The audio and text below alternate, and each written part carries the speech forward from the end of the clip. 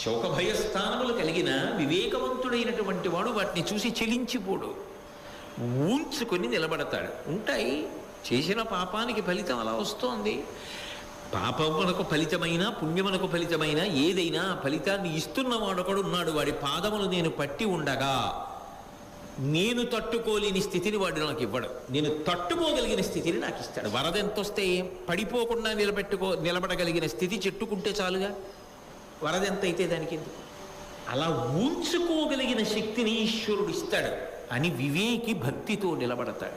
గుర్తుపెట్టుకోవలసినటువంటి ఒక మంచి మాట ఇదే. సీతమ్మ రామాయణం సుందరకాండలో ఉంటుంది, 100 సంవత్సరములు బ్రతికినటువంటి వాడు 99 సంవత్సరముల పాటు బాధలు పడ్డా ఆఖరి సంవత్సరంలోనైనా సుఖం పొందుతాడు. అంతేకాని జీవితం అంతా దుఃఖం ఉంటుంది అని చెప్పడానికి ఉండదు.